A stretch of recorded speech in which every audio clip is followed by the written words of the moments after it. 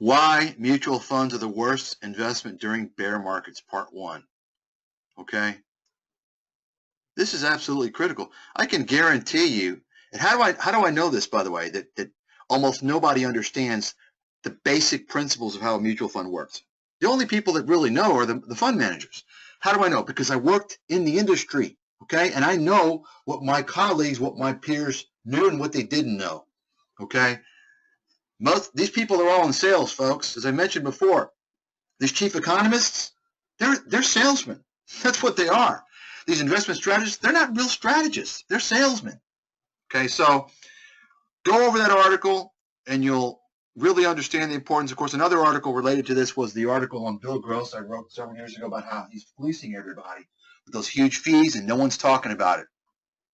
Okay. Of course, you can go through the mutual fund disasters, right, as well. But anyway, so, well, no, mutual fund fees steal your returns.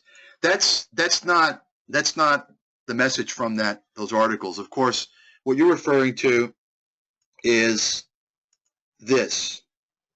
You're referring to this chart, right? Of course, that's another thing that you've never really, well, the only person that's really talked about that's John Bogle, but that's to pitch his own Vanguard game, right? These are the same numbskulls telling you, oh, you can't time the market. It's impossible, right? And you even have financial advisors and financial advisory firms that tell you that. Yet they want you to pay management fees, right? I mean, if that's the case, just buy it and put it away, right? Well, go back to 2008 and 2009 and ask people if market timing matters. It's easy to, look at things in hindsight and say, oh, well, it didn't really matter because look at the market now. Let me tell you something. Market timing matters. Anyone who tells you it doesn't matter is an idiot or a con man. I don't care who you're talking about. If Warren Buffett says market timing doesn't matter, he's an idiot and con man. Let me explain. Market timing pertains to liquidity, okay?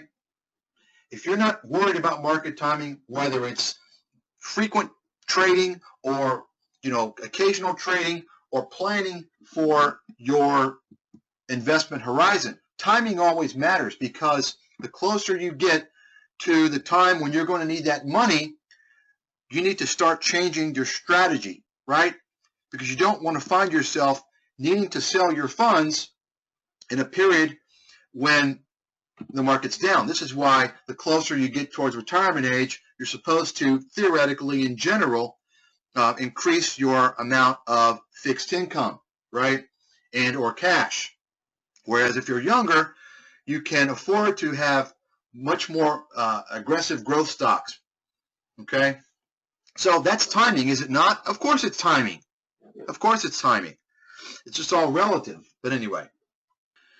So the main point, of course, is on those fund articles is it talks a lot about how funds operate and why mutual funds typically will lose more than the stock market during a sharp and unforeseen and severe decline in the market. Why? Because fund managers have to sell their positions to meet redemptions. You see, this is what no one will tell you. And by the way, I never read any of this stuff. This is stuff I figured out on my own. Mutual fund managers, they're not real magical. They don't do jack shit. If you want to buy a mutual fund and pay all these huge fees, many of which are not even actually advertised, they hide a lot of the fees, by the way. The expense ratio does not tell you all the fees, okay? I can assure you the average no-load mutual fund fees are well over 3% per year, probably 4 to 5%. Depending upon the particular fund, because there's many fees that aren't included in the expense ratio. If you want to see what the top, all the funds what they have, just look at the top 10 holdings. It's stocks that you could predict. Okay, they're going to hold Johnson & Johnson, AT&T, J.P. Morgan, Dow Chemical, DuPont, Procter & Gamble. Right? Have you ever wondered, what's so magical about these funds? Let me tell you, folks. Mutual funds work on assets. They work on dollar cost averaging. That's how they operate. And the number one skill required of a mutual fund manager is actually to manage the liquidity needs of the fund relative to the estimated redemptions. You understand? Each month, or I mean every day actually, of course, mutual fund investors buy and sell shares of mutual funds, right? Every month, the fund managers and all these guys, they basically estimate what they're going to need, how much cash they're going to need. Because when you sell shares of a mutual fund, you have to generate cash to give to the shareholders, right? So when you sell shares of a mutual fund, that comes from the actual pool of investments, you see. So you can imagine what happens during a bear market. Well, not only do people not want to buy shares of mutual funds, they want to sell. What happens? That causes the fund manager to unexpectedly be forced to sell shares, right? That's when the fund managers need to be buying shares because they work on dollar cost averaging. You understand? If you don't understand that, just read the article that I wrote, okay? It's critical, and I can assure you 99% of everyone in the world is not going to understand what you're going to learn from those articles. Fact, guaranteed. And that includes financial advisors. They just don't understand. And it's not because I'm brilliant. It's just because you've got a lot of mental midgets and a lot of deceitful pieces of garbage in the industry. That's fact. Okay, so with that, actually, that's a good prelude into this lecture.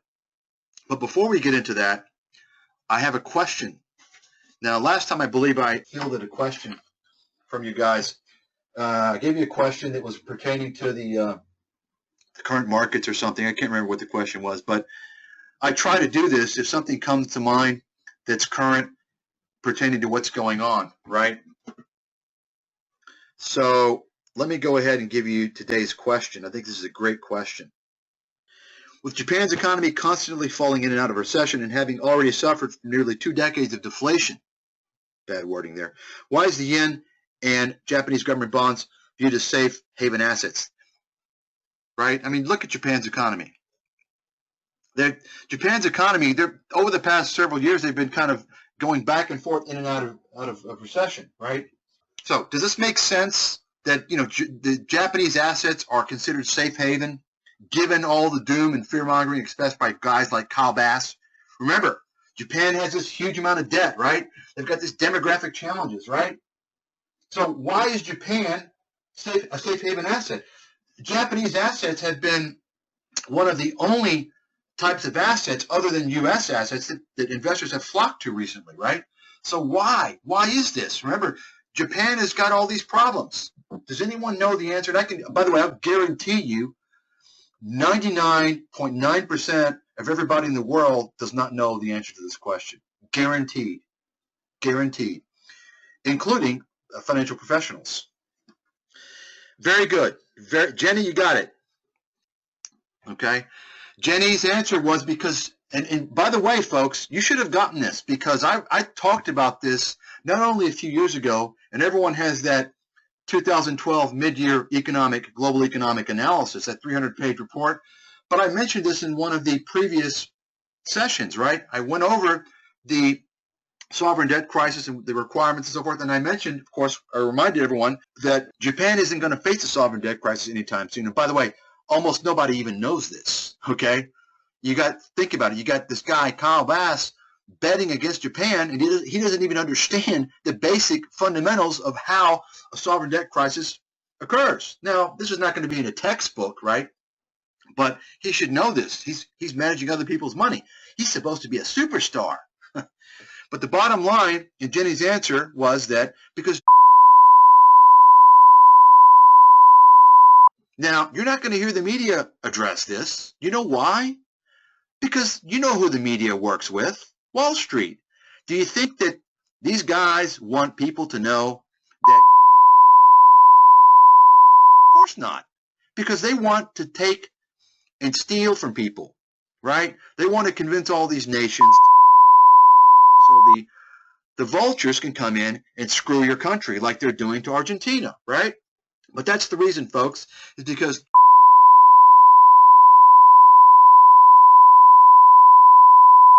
and that's why investors flock to Japanese assets, okay? And we're not talking about Ma and Pa. or the sheep that watch CNBC. We're talking about the institutions, okay, the fund managers, the guys that work on Wall Street, that work at big pension plans, that know what's going on. Okay, so let's begin.